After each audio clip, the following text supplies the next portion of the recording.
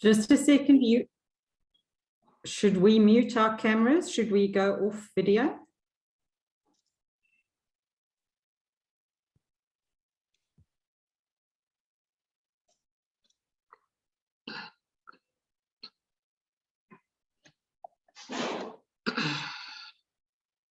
Lisa, your cameras, your video's off, your mute is on. Thank you for that, Michelle. So for me, as soon as Andres has admitted everybody, I will bring up your slide and that will be your cue to start. Okay. Will I put my video off? No, I think Michelle, you can keep your video on for now, so people can see you as well as the speaker, if that's okay. Perfect. How do I get out of here again? Oh, it's Joel. How are you, Joel? I'm still here, but now I've all of a sudden disappeared. I've gone into all sorts of damn things here. How do I get back into seeing everybody?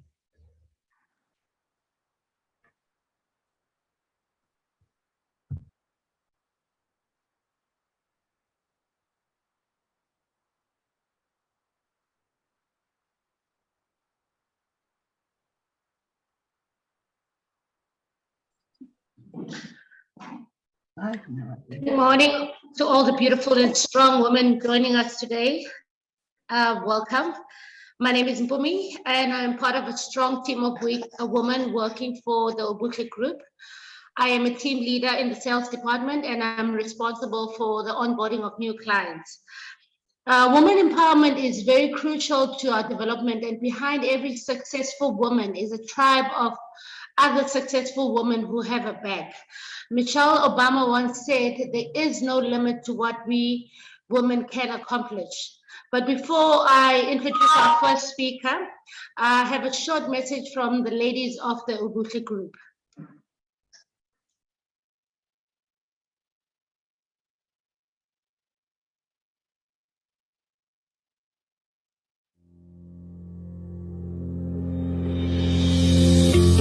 I feel as though it is important to empower women because whatever you plow into a woman is multiplied. Whatever seed is planted into a woman translates economically, socially, and benefits the community at large. Therefore, when you empower women, you empower a nation. By empowering other women, we can effect change and transformation. It is our responsibility as women to empower, elevate, and strengthen other women to reach their full potential and to ensure that their voices are heard. Success is never reached by standing alone. However, when women stand together, support each other, and celebrate each other, great things are bound to happen. Now the times have changed. Women take up the same responsibilities as men and do a wonderful job in showcasing their talents when given an opportunity.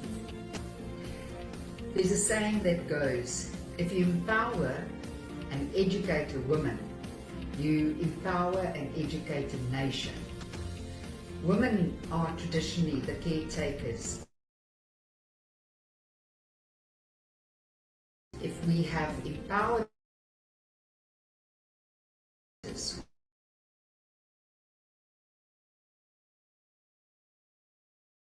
opportunity and sons to how women should be treated and not to fear the power of women, but to respect it.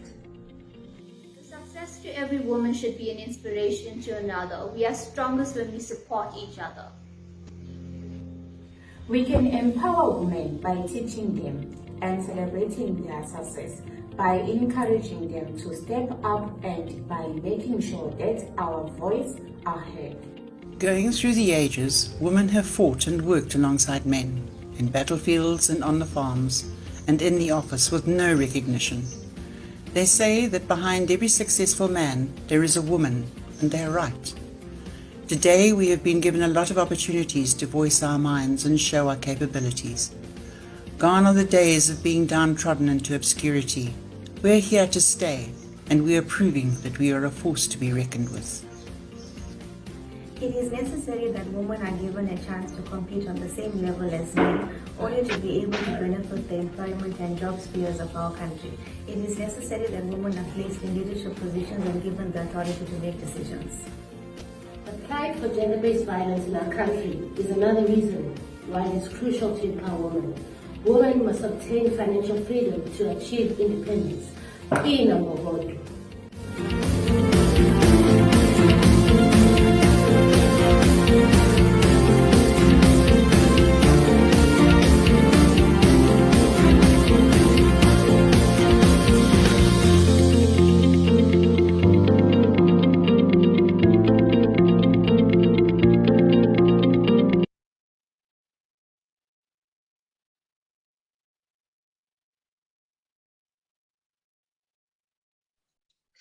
Thank you very much for that lovely message from the ladies of the Wicked Group. And now, on that note, I'd like to introduce our first speaker.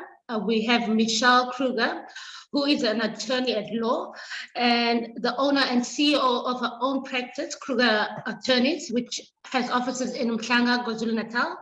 Michelle has over 18 years established and grown a reputable, successful law firm, which offers a broad spectrum and specialized legal services to clients nationally. Michelle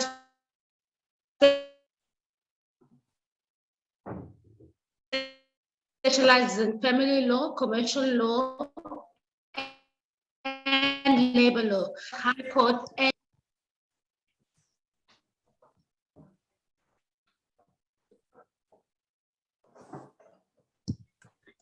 Mpumi, thank you very much. I think I lost a bit of your voice note towards the end of it, but good morning, ladies.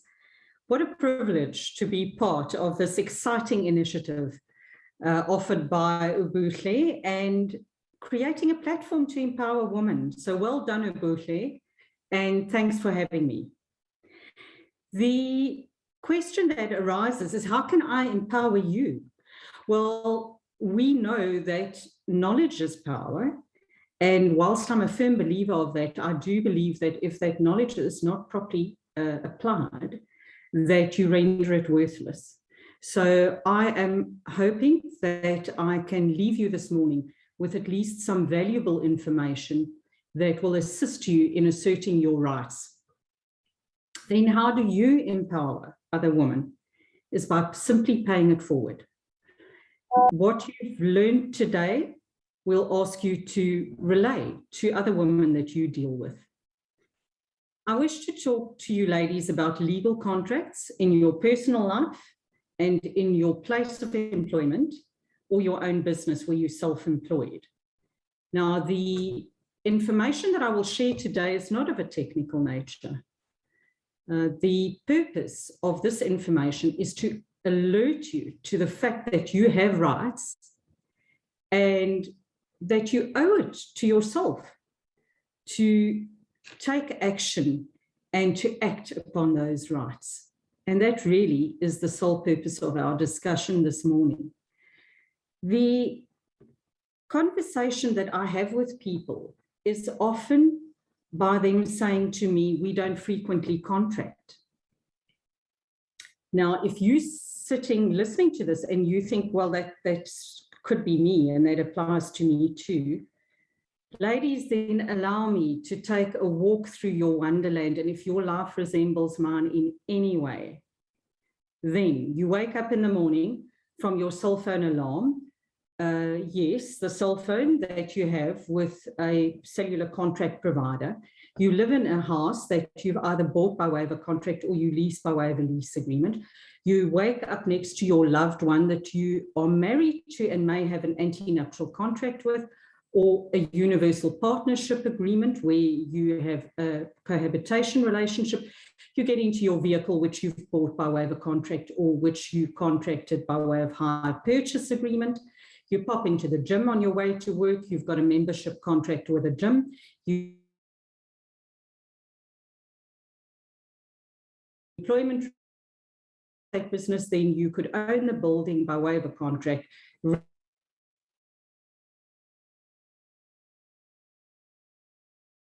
well between co-directors, business partners, staff, suppliers, service agreements, clients, etc., etc., etc. So let's take a breath there and let's just recap. Now, do you maintain that you are not frequently exposed to legal contracts? So the first point that I want to make is acknowledge that you are contracting. Now, if that sounds ridiculous to you, let me explain. The first contract that I ever entered into was a gym contract. I was 18 years of age. I went into this gym with all the gusto, signed everything I had to sign, and then found that I had contracted and authorized the gym franchise to deduct an entire year's worth of fees from my first month's salary that I was earning. And the bank had somehow allowed some miraculous overdraft on my account, otherwise my salary may not have been enough. Now, you can imagine the shock and surprise that I went through in that moment of realizing that I had no money in my banking account. My father's a doctor. I phoned him at that stage and I explained to him in tears what had happened. And I was crying for financial assistance from him, and he was furious. And I hadn't decided that I was going to do law yet. And what he said made no sense to me. He was angry and annoyed because he said to me, how can you contract without having an attorney look at your document or your contract? And I didn't even know that I was contracting. For goodness sake, I was completing forms at the gym. So we often complete documentation and we seldom really view it as the fact that this is a legally binding contract that could get me into a lot of trouble or that I could manage if I took proper care with it. So how should you approach contracts? Now, before I proceed, ladies, let's get the elephant out the room. Do you and Google, or do you approach and Google your contract, draft it yourself, or use an example of Google? Now, I'm going to answer as politely as I am capable of by simply saying there is a saying that fools rush in where angels fear to tread. Ladies, I studied law. I had a 4-year degree. I have a 4-year degree. I spent 4 years studying contracts, which was a major subject of mine. I have 21 years experience as an attorney in drafting contracts. And to this day, I still find several contracts extremely challenging. I hope that answers your question. I don't audit my own financials in my business for obvious reasons. Build a relationship with an expert, a legal advisor, a representative who can assist you in your business, in your personal life, and don't wait for a rainy day. People keep attorneys on a pedestal, and largely about their costs, possibly, because we'll talk about that. However, you need to make this advice you seek part of your daily life. And if you build a relationship with someone who can advise you, they will eventually know your whole setup, know your personal circumstances, know your business, and be able to, with a simple phone call, often assist you. Now, I want to share just some, without getting technical about contracts, just some freaky facts that I would call about contracts. And people often have such misconceptions just on these small basics. Do you know that a contract doesn't have to be in writing for it to be binding? Now, I often hear people say to me, I have a person living in my house or in my flat, they pay me on a monthly basis and they've lived there for X period of time, but I don't have a lease agreement with them. Now, yes, you most definitely do have a lease agreement with them. The only contract in South African law, to your surprise maybe, that has to be in writing is that for sale of land. The Alienation of Lands Act Section 1 dictates that if you sell a property, that it will be reduced to writing and signed by the parties, otherwise it's not binding. Every other contract may be verbal. So you may say to me, well, why reduce it to writing in any event if it's binding? So why do we go through all the schlep and the costs? Is that obviously you want to secure the terms and conditions of that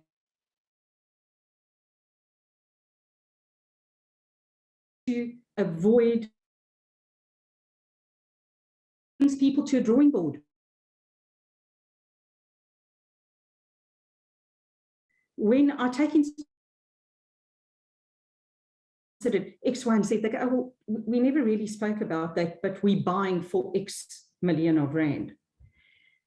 You don't always consider all the aspects relating to a contract, but when you are forced to sit down and draft it and answer questions from your attorney, it will give you an opportunity to talk through the transaction and for the parties to understand each other. And trust me, that eliminates 90% of issues that you will ever have. So that may in itself avoid this contract ever becoming a dispute. So there's huge value to it. But why, when you are combining, let's talk about signing a contract. Do you know that it's not a legal requirement to sign in black pen?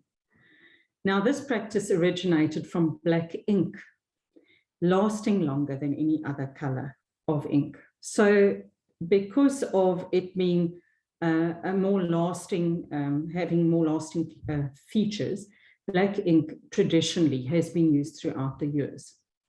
So when you are signing as a witness to a contract, let's talk about that. What are you doing?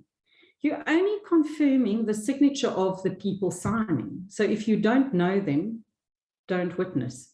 You may be called to say that that person on this day signed something. You do not need to know the content of that document. That's not what you're there for. You're there to confirm the identity of the person signing. Then what about someone having to be 16 years of age and older to act as a witness? Also, not a legal requirement. But this originated from the evidential consequence if someone's called to court to say that they have the right to appear before court and they know right from wrong, basically. So you don't want a child in a position like that. It's not a legal requirement, though. So the contracts, a couple of do's and don'ts with regard to contracts. And I'll keep it brief because there's zillions. Never draft a contract on your own. We spoke about it a couple of minutes ago. Don't use a pre-printed contract that wasn't designed specifically for you. And people go, well, I've gotten away with it. I've always used this contract. That people say that to me all the time, but it's always worked. It will until it doesn't. That's all I want to say to you. You will experience the cost of taking a chance on that contract that is not designed to protect your rights. It may not be today, it may not be tomorrow, but when it happens, you will regret not having invested which will then seem like a minimal amount to you compared to what you will be paying to defend that contract or to defend your rights in that contract. Never sign a contract under pressure. Ladies, I can't tell you, I can't stress this enough. You will have people putting you on undue time limits. They will insist that if you don't sign this contract now or today or by close of business tomorrow, that you will forfeit this opportunity. You need time to read through a contract, to understand the content of that contract to your satisfaction, and to have the opportunity to have your legal advisor read through that contract. If someone is not prepared to offer you those basic opportunities, walk away from the deal. Someone insisting that you sign immediately, in most instances, has a card up their sleeve. I've been there, I've seen this happen. And if I tell you that under pressure, it's a matter of make a decision in haste, regret at leisure. We have often turned around on behalf of clients and said we will not be held ransom to undue time limits. And I can't think offhand of one deal that we've lost because of being conscientious and cautious, because a reasonable transactor with you will never deprive you of your basic rights. And then obtain legal advice before signing the contract. Now, does this sound ridiculous again? I had this huge business client phone me one day and say, Michelle, I've got this contract. I have to send it through to you. You've got to have a look at it for me quickly. And I left everything I was doing, waiting in anticipation for this contract. I got it and I went cold. This contract had been signed. So what do you want from me at that point? Do I tell you how badly you've contracted? Do I tell you so that you don't sleep for the next month or two until the transaction is finalized, how bad it could go? No, I don't want to be in that position, nor do you. So do it before you sign. You have rights. Ladies, you have rights. You've got to recognize them, affirm them. You've got to enforce your rights, protect your rights. And if you don't have the appetite to do that, I know people aren't, a lot of women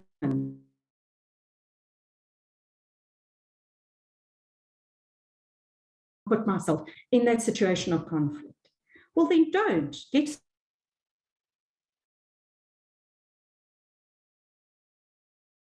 you can and do what they have to do in order to protect your rights. But don't just sweep them under the carpet. You deserve more than that. Now, I'm not selling. I know you're sitting there thinking, wow, I can hear the till going ching, ching, ching in the background. I am not selling my services as a contract drafter to you.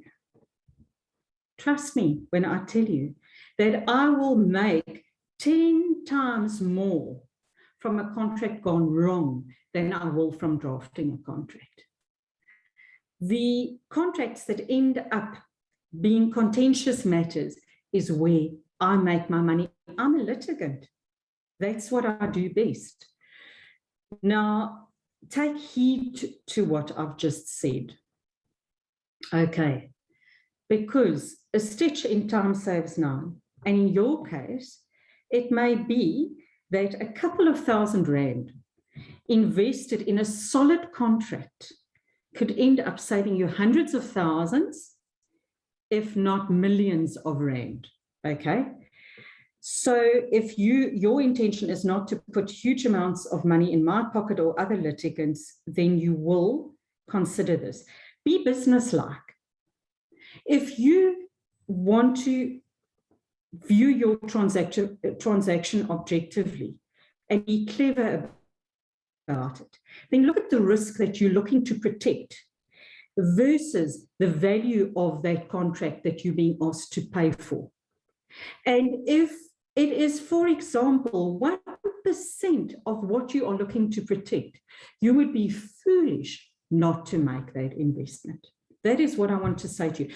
People come to me, drafting of a lease agreement. Now, if I charge you 1 month's worth of rent, you may be shocked and say to me, you know what, that's a whole month's worth of income that I'm losing. Trust me, if you can't get that non-paying tenant out of your property, that month's worth of rental is the least that you stand to lose. If your contract is properly drafted, you will save yourself a lot of money. So see the bigger picture.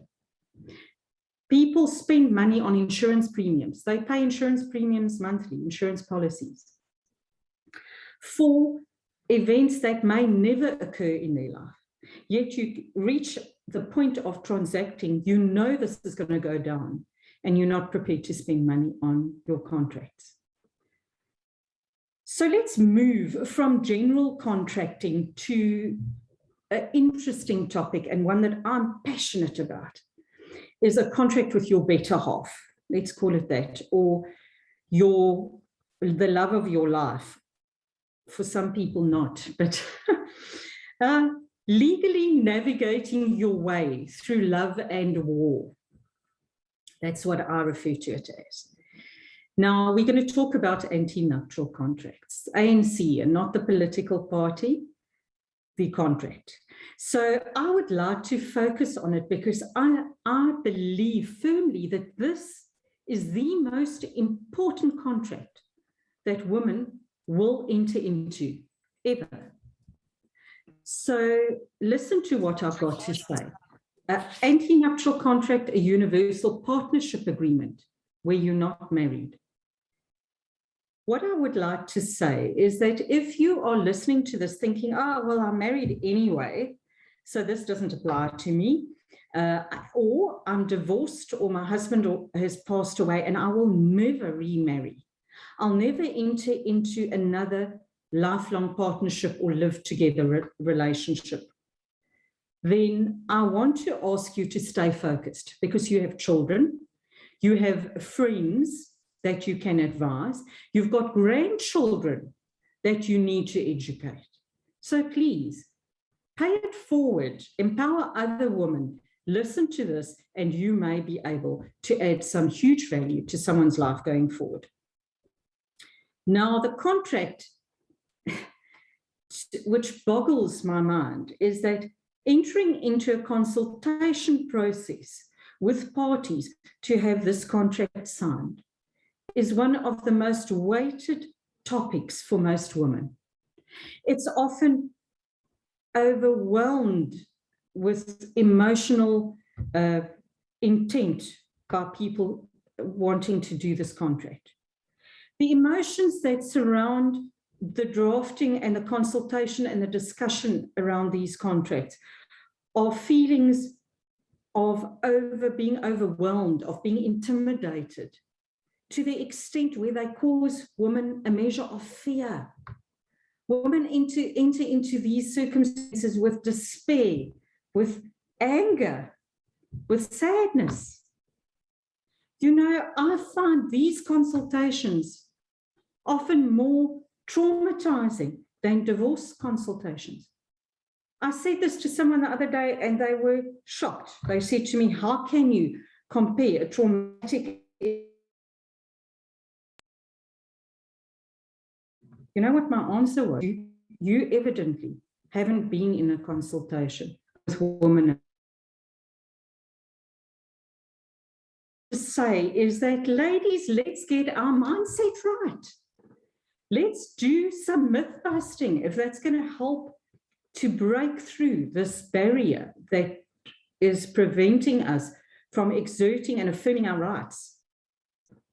I read a comment on social media no less than a week ago. This gentleman posted saying he's getting married and he wants some advice on what he should add to his ANC. And a lady responded, stating that in her opinion, a marriage should never start with a contract. It should start with love and respect for each other. Now, ladies, where did this myth originate from? That by entering into a contract with your partner or spouse to be, that you are somehow committing an act which sets out to destroy the love and respect that a couple has for each other. Ladies, you need to wake up to the fact that your marriage or your relationship has legal consequences, whether you choose to recognize them or not. It is not the contract that creates the legal consequence. It's the relationship that creates the legal consequence. By contracting, you can simply determine or dictate the outcome. Now, isn't that where you would prefer to be than to be in the sea of uncertainty and end up as the shipwreck? So you are free to make choices, but you're not free from the consequences of those choices. And that relates strictly also to legal consequences. My advice is enjoy the champagne, the roses, and the romance, but enjoy them even more by knowing and understanding the proprietary consequences of your relationship and knowing that they've been taken care of. Another myth, your contract is signed and is left to gather dust until you get divorced one day. That is so wrong. This agreement will determine your legal capacity throughout your marriage relationship. And it will be relevant to every legal transaction that you enter into.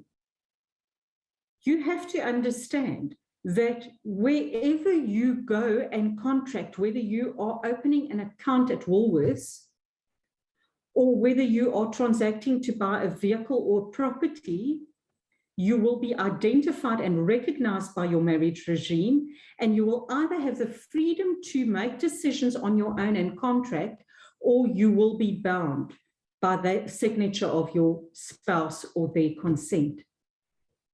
Now, I, for that reason, will never encourage people not to have an antenuptial contract. The days have gone where you enter into a relationship and you are reliant on someone else to think for you and to act for you. You've got to realize that. You are worth more than that. You owe yourself the opportunity to affirm your rights. Now, another myth, myth number 3, you considered a common law wife to someone. I've had I can tell you sad stories of people approaching me saying, Michelle, I have invested 15 years, 20 years into this relationship. I have put in all my bonus money into repairing our house, which is her partner's house. I have contributed to everything that we own. Surely I am entitled to a form of maintenance, to a form of financial recovery for what I've invested. Sadly, you're not. There is nothing that I can do for you. There is a common law principle of partnership, which we then endeavor to prove, which is very difficult, and it doesn't always secure a return of everything you've invested. Our law does not recognize you as a common law partner. There was this myth a couple of years ago that if you lived with someone for 10 years, I know people were saying 10 years, that you were considered a common law wife to that person. That has never existed in our law. It's a myth. Our law has never recognized the concept of a common law wife. So what do you do where an antenuptial contract provides only for people who intend registering their marriage? You sign what we call a universal partnership agreement, but it's a partnership agreement with your partner. This contract, unlike an antenuptial contract, doesn't have to be signed prior to your relationship.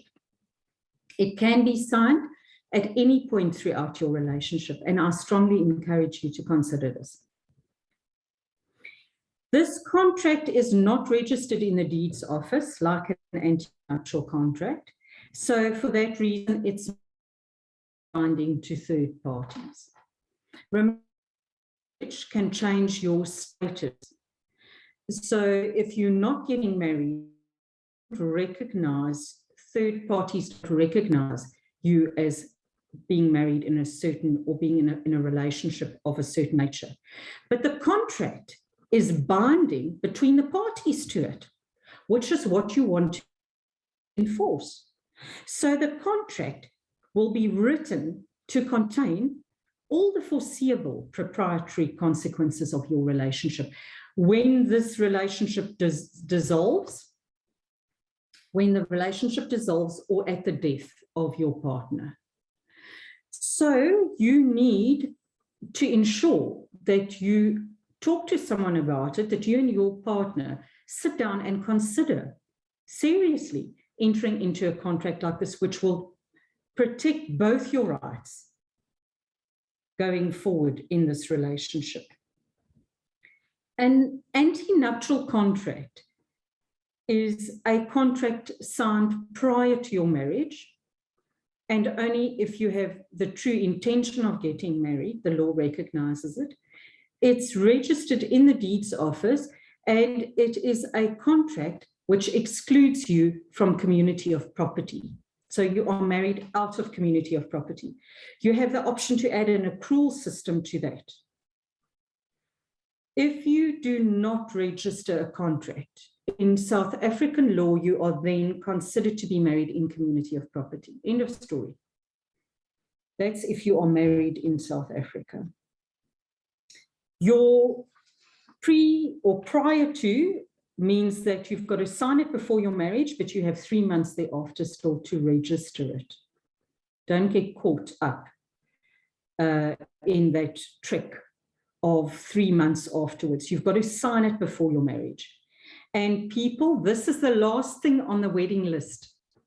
Still shocking. 2 of my nieces got married this year. On a Wednesday evening prior to the wedding on Saturday, I got a call from my brother, a WhatsApp message saying, do you do antenatal contracts? Now, yes, we do, on short notice as well, which is not ideal. The second marriage is someone who, my brother's daughter living in Cape Town is getting married. They've got a fancy advocate drafting their antenatal contract, and they are offered to do it, having learned from the first experience. My brother, after his daughter having signed the contract with accrual, phoned me and said, what's the difference? What's this accrual business? Why accrual and not in community of property? And, you know, I'm shocked to see that legal representatives will deal with clients not explaining to them what their rights are, what your contract involves, what your options are, why in one fashion and not the other. But you have a responsibility. If you are signing, take heed of what I said before. Make sure, understand what you're doing. Don't put pen to paper and leave that office not knowing what you're doing. So there is another myth I want to deal with, which I briefly touched on with that internet, social media experience I explained, is the insistence of a contract by one party at the onset of your marriage or your relationship is a sign of mistrust. And it points to a misdirection of one party's intentions, and that they are often more than after a relationship with you, or that it's more important than a relationship with you.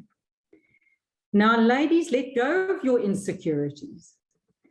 You have rights. Recognize those rights, protect them and enforce them. That's why you have the contract done. I stand amazed at the lack of knowledge amongst women about their marriage contracts. I recently had a conference, a morning conference with ladies, and I discussed the topic of antenuptial contracts, and about 40 people attended. I said, please raise your hands and tell me how many of you know whether you have a contract. Well, you'd be shocked if I tell you that about 5 of the 40 ladies raised their hands. I then asked them how many of those 5 knew what their contract was, whether it involved an accrual system or not. Well, 3 hands dropped. I was left with 2 hands. When I asked those 2 ladies, which of them understood what their contract entailed, both hands dropped. I'm not exaggerating, but I'm also not criticizing. What I want to say to you is that you need to recognize that there is a legal relationship, and if you don't know, ask. That's all you have to do. You don't have to be legally qualified. You need to have someone you can ask.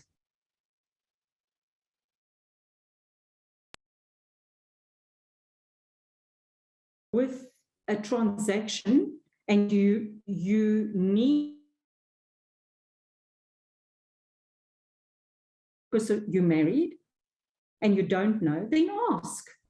Phone an attorney and ask them. I have people who after 6 months have forgotten the implication of their contract, and they phone me and they say, we're buying a property. Michelle, just refresh my memory or explain to me, which is the best way for me to buy this property? Should I be signing as co-owner? Should I be signing on my own? What should I be doing? Ask those questions. In time, you'll save yourself a lot of money and a lot of very sad consequences as a result thereof. So your universal partnership agreement can be undertaken at any point. Your ANC has to be done prior to your marriage. And the form, what's the most beneficial form of an antenuptial contract or universal partnership? That depends entirely on your circumstances. After a consultation, the pros and cons will be discussed with you and you can make an informed decision. It will depend on whether you've been married before, whether it's your first, second marriage, and so on. Because these are vital issues that affect your decision. Ladies, empower yourselves. Empower the women in your lives by sharing this information, by making people aware of the importance of having legal personality. You've got to be in charge of your life. Don't have other people wreak havoc with what you work hard for your earnings, your money, your finances, your assets. And it's not a matter of mistrust, it's a matter of being informed. Now, I want to end off with an invitation, because I'm so passionate about empowering women.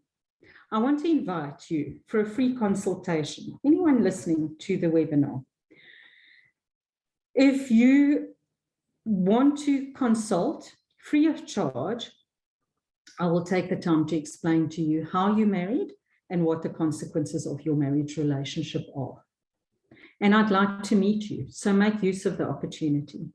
If you have a partnership arrangement, if you are in a cohabitation relationship, then please contact me for a free consult and I'll tell you what your rights are within that relationship. So thank you very much. I've taken up a huge amount of time. I hope it's been of some value to you, and I'll hand it over to Mpumi for any questions if we have time. Thank you very much, Michelle, for that informative presentation. Ladies, for any questions, please just direct them to the comments box.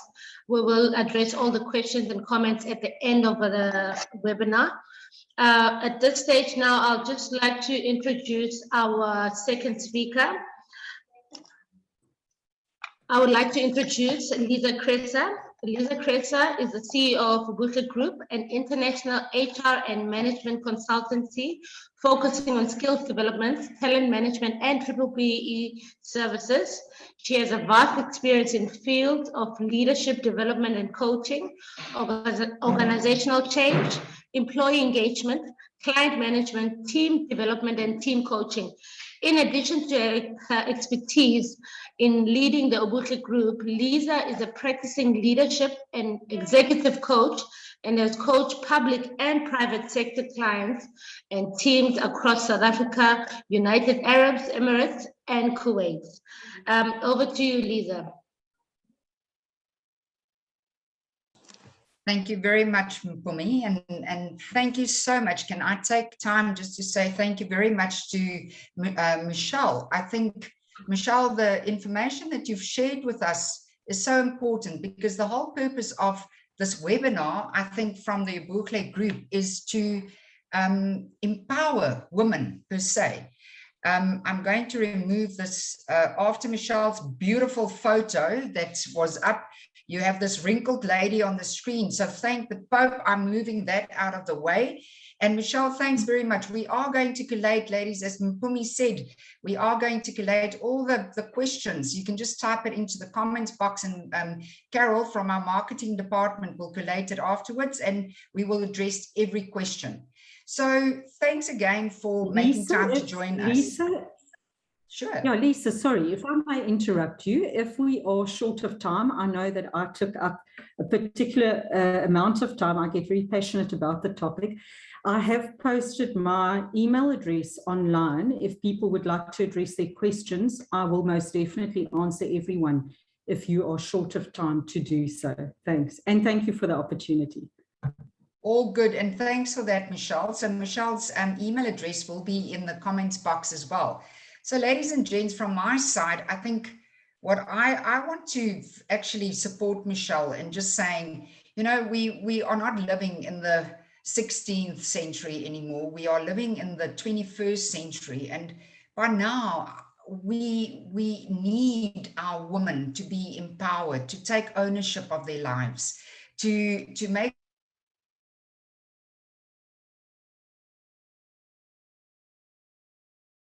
a worthy human being. And what I would like, you don't get to be my age with not picking up some experiences along the way. And I thought the way that we would like to empower you today is to share some of my experiences and some tips that I've picked up along the way, not only for my career per se, but also for my personal life. And I thought, let's share that with you. So the first thing that I've realized, and I thought, what would I say to my youngest self? You know, when I was in my 20s, starting out, what would I have said to myself? And the first thing is most probably to say, know exactly what you are about and do the work around that. You know, you are entering into a life of work, you are entering into a life of adulthood, and you need to be okay with yourself. So when I talk about know your brand, know yourself, I often say to women, you know, think of yourself as a business. And if you start a business, you have to put in the work and think, what does this business stand for? What do I have that makes me unique that I can put out there? And then build your brand upon that. So that's the first thing, is to really do the work around getting to know yourself and to realize what you stand for. Because the moment that you actually start knowing yourself very well, the more you know about yourself, the more comfortable you become in your skin. And the second tip that I want to give is that if you're comfortable in your skin and you work at your self-confidence and you accept yourself for who you are, the most amazing thing happens. And that is that you become totally authentic. Your authenticity shines through. And that is what people trust. People, we should never, ever underestimate people's intelligence. Because a lot of times we think, oh, I've got to brand myself like this, and then I've got to show up like this, and I can rebrand myself again, and I've got to be like this, and I've got to wear these clothes, and I've got to be like my friend next to me, or I've got to be like that career woman. No, find your own way. Find your own beauty, your own authenticity, and show up authentically around people. And that is when you start being successful. I think if I can share a story, is that for a long time, when I started this business, and this business, we started this business, or I started this business when about 17 or 18 years ago. You know, in the beginning, you mold yourself and you want to be this kind of business owner. And if you're going to be a career woman, you've got to be dressed like this, and you've got to be so busy all the time. The moment authenticity clicked in, and I actually became okay with being who I am and what I bring to the table, the magic started happening in the business. That is when people actually started trusting me, because they could see what I bring is real. And that is what authenticity is. It's real. So let me share a few tips around being authentic with you. So the first thing is know your values. Know your values, what you stand for. You know, values are the compass that directs your behavior. And also, become a person with integrity. Let your yes be your yes. Let your no be your no. If you are going to deliver on something, deliver on it. And be true to who you are. Don't sell yourself out by trying to be somebody else's version. Be true to who you are. And then also, go back to your values. Go back and say, am I still following these values? Review them often. Am I still in line with the value of respect? And often we think respect is something that we do to others or give to others. What about yourself? Are you really respecting yourself if you don't show up authentically, if you don't allow your light to shine through? So, ladies and gents, the next step that I want to give you is stop the blaming game. Be an empowered woman. You don't have to burn your bra. Instead, wear a nice, lovely, sexy push-up bra. But take responsibility for your own life.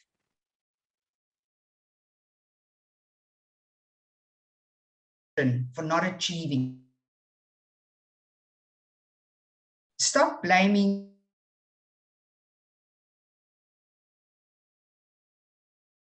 opportunity. Life is not fair. Nobody said that life would be fair. No, but you have been given a set of skills that you can practice and really work with and grow. And you have been given potential. And if you have that, an ability to take ownership for yourself, whether it's financially, career-wise, and opening opportunity, that's also when the magic happens. So always keep in mind, don't wait for other people to make things happen on your behalf. Don't. And teach your daughters that, don't wait. Tell them that they should not wait for a man to create opportunity for them, for a man to grow them or to financially look after them. Let them look after themselves financially from the start. That'll give them the freedom to be who they want to be. So embrace your responsibility for your life and your career. And do what it takes to succeed. The next step that I want to share with you, I often say, and it's quite a good exercise to do, is to think, what would people say about you when you die? If you visualize them standing around your grave, or nowadays with COVID, we attend online sessions. And it's something that we need to talk about. Death isn't something to fear. It's part of the humanness that we carry with us. We are human. We don't live forever. What will your legacy be that you leave behind? What will people remember about you? And it's all good and well. I hear a lot of people say, what do I care what people think? It's not completely true. I think people get hurt a lot by things, other behaviors and things, and then they try and build walls around themselves to say, I don't care. People that are authentic, that take ownership for their lives, they build legacies that last. Whether it is by raising well-balanced, well-mannered children that become well-balanced economically active adults that contribute, that respect. That is your legacy. That to me is my biggest legacy, is that the way that I impacted and raised my children and their impact in the world out there, that should be my legacy. But also, how do you want to have people remember you? What do you want to stand for? What do you want to be known for? So think about the memories that you are leaving behind. And that is the beauty. When we engage with people, it's not always what we have. Geez, we know this by now. And although we know it, it is how you make people feel, whether they will have respect for you. And this is something that I've read the other day. They said consistency of application is a great success factor. Apply when you are going to be friendly with people. Apply yourself consistently. If you are going to be firm, apply yourself consistently.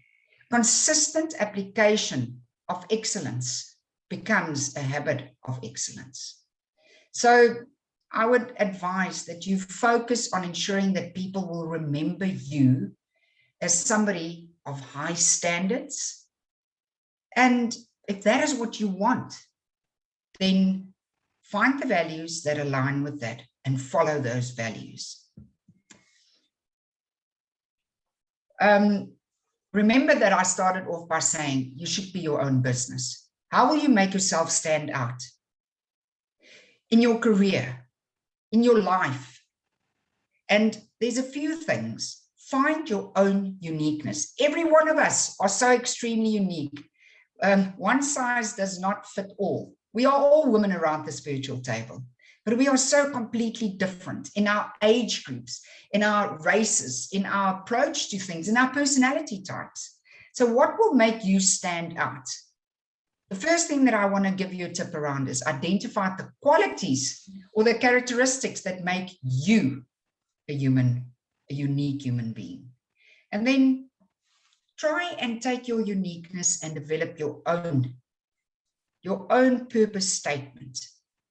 That purpose statement, mine, for instance, is to inspire people to be accountable for their own behavior. Let that sink in for a moment.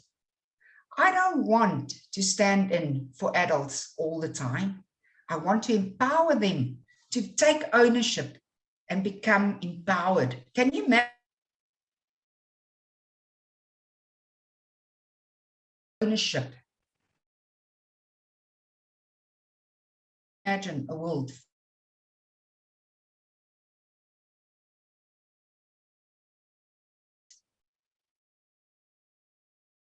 apart from the rest of the crowd, and then start working at that.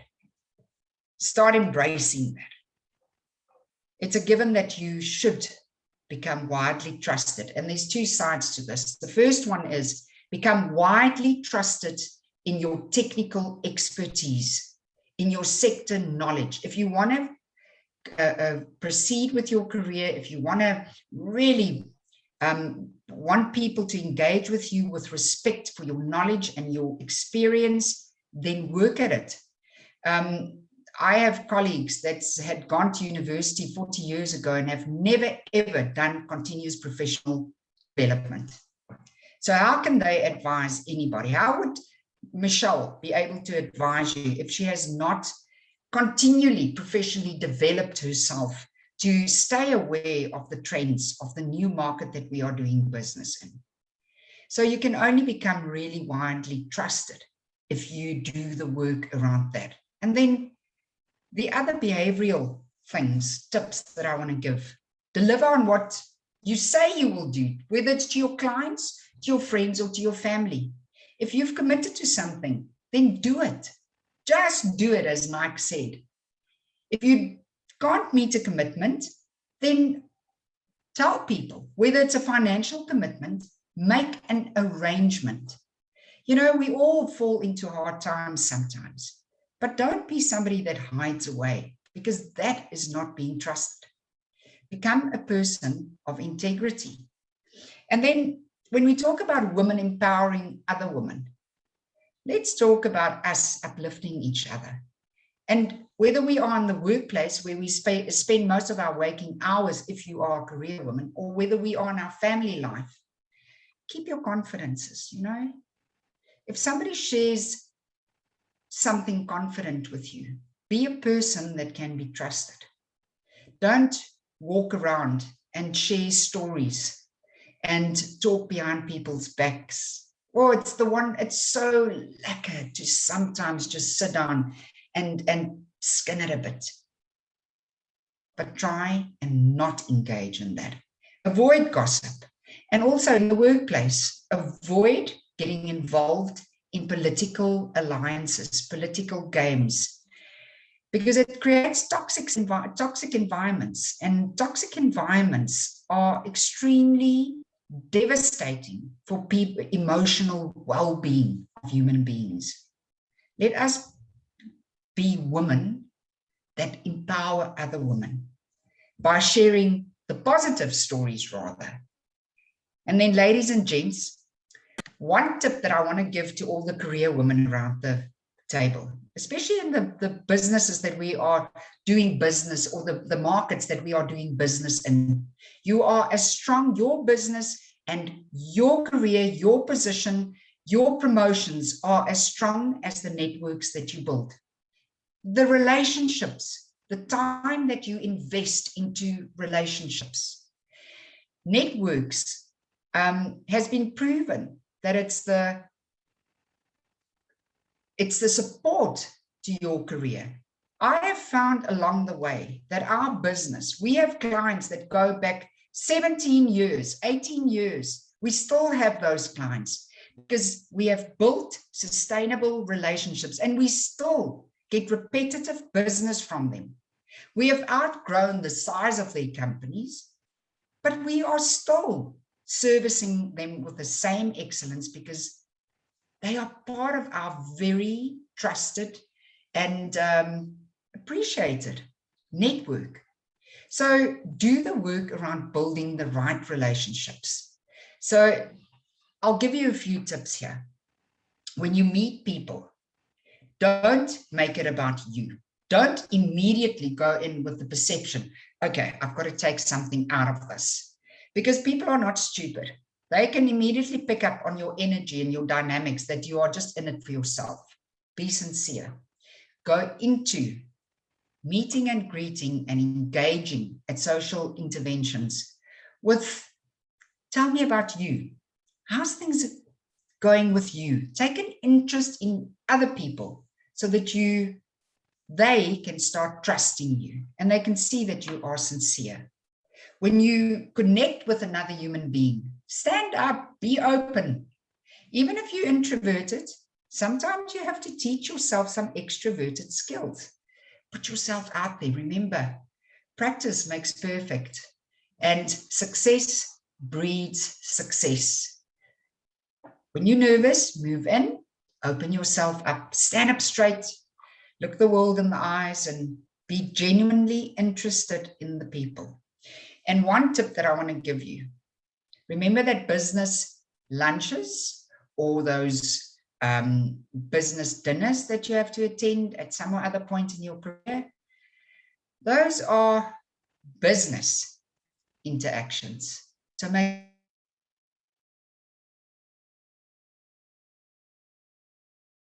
know how to engage around those tables, how you talk, be informed on the markets, be informed on what's going on in the country or the countries that you do business in, so that you can engage in conversation, interesting conversation. And then the magic happens, because a lot of times when you connect with people sincerely, and you start talking business with them and they start talking business and you advise a little bit, then the magic happens where they say, wow, I want to do business with you. Can you help me out here? So just something to keep in mind. And then another thing, remember, although we work online most of the times and our cameras are off, I'm always still saying, dress for success. You must keep in mind that people that don't know you, they don't know you. They sum you up in 3 seconds in their first engagement with you. If you want to be known as a professional, if you want to be known as somebody of excellence, take time out to look after your physical appearance. And even if you're not working anymore, just in your social circles, don't shy away of being good to yourself. Look after your body, keep it strong, keep your wellness intact. Spend money on yourself, buying good clothes that suits your body type, not that suits Angelina Jolie's body type. Find your own style, find your own brand. And then make your stylist a good friend so that they can advise you and they can groom you. A well-groomed woman is powerful. So keep that in mind. So ladies and gents, and then when we develop leaders, we always start with emotional intelligence, and then we move on to teaching them to become great communicators. And a great communicator, you need to learn how to communicate clearly, how to engage with an audience, whether you present or whether you are engaging verbally, writing. Make sure that you know how to do this. Communications we are social animals by nature, and we use language to communicate. If you want to be successful in your career or in your life, become a great communicator. And then lastly, before I conclude, I often do webinars on resilience, and resilience is not a muscle that you get born with. Resilience is a muscle that we practice and we teach and we build. We build this muscle. And resilience can only be built through inconvenience. It can only be built through challenging times. So instead of fighting this COVID market that we are in currently, fighting the shutdowns that we have in our businesses, fighting the fear and the changes, learn to dance with change. Learn to dance with uncertainty. Learn to dance with adversity. Learn to embrace that and think that this builds character. This builds endurance. And ladies and gents, if you applied for a position and you didn't get it the first time, don't give up. This is going to happen. Life happens. I have had such unfairness happen to me in my life. I have had such controversies in my life that I had to deal with. I had huge disappointments that I had to deal with in my life. The people who learn how to be resilient, those are the people that never give up. You will have disappointments. You will have times when you just don't know how. Don't give up. Build your resilience muscle. It will serve you well.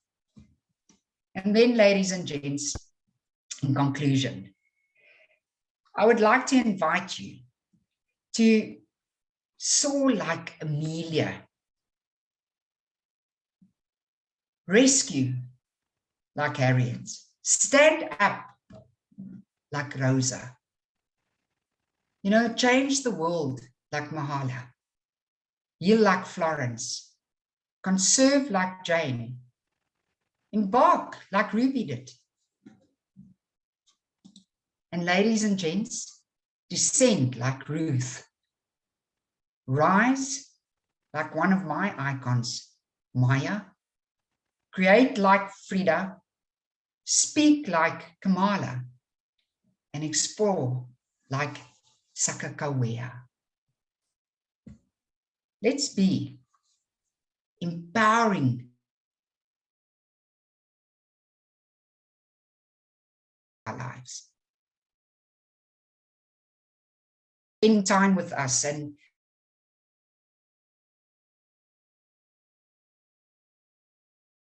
virtual table. So thank you, Carol. I'm going to hand over to you now to please post questions to Michelle and myself, and let's use 5 minutes for that. Thanks so much, Liza. There was just so much amazing information that you've presented there. Really appreciate that. And I know I was writing frantically and capturing some of your key comments. They're absolutely insightful and inspirational. Thank you, Liza.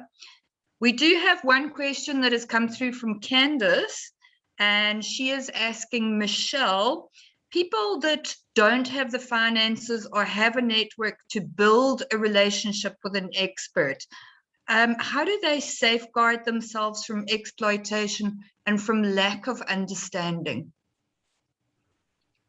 Thanks, Carol. I think the important thing is I'm glad that you're considering the option, even though you say financially it may be a restraint. There is an institution called the Legal Aid Board of South Africa that offers free legal advice and assistance to any member of the community if you qualify for it. So you'd have to prove that financially you're incapable of running your own case. They will assess your situation financially, decide whether you meet the criteria, and then they will avail themselves or attorneys to assist you. They do, however, limit their services to certain areas of the law, and you'd have to approach them to find out. They can also contact my office. We can give them the details of the closest legal aid office to them. The other thing that I would obviously recommend that people do on an ongoing basis is to make arrangements to pay off your legal bill. So if you are earning in a month, you can offer whatever is affordable to you, and most attorneys would consider an arrangement for you to contribute monthly towards your financial help or your financial account. I hope that answers. Thank you, Michelle. That's great. Thank you for sharing that with us. And we don't have any more questions unless somebody would like to ask something. Nothing's coming through, so I'll go through to Mpumi again for a closing. Thank you. All right. Thank you so much, Carol. Thank you very much, ladies. Thank you so much, Liza and Michelle, for this wonderful presentation. It's very insightful. We've learned a lot. Personally, from my side, I am very grateful for all the information that you shared with us today. Ladies and gentlemen, and thank you so much for making time to join us today as well. And just to end off this webinar, I'd like to end off the session with a quote from Charles Malik. It says, "The fastest way to change society is to mobilize the women of the world." And ladies, united, we can change our society. From my side, I wish you the best of everything that you're planning from now on, and have a wonderful day and happy Women's Month. Thank you so much. Thank you very much for me. Thank you, Michelle. Thank you, everybody, for joining. Have a wonderful day, and the link will be sent to the people that attended. Thanks so much. Thank you, guys.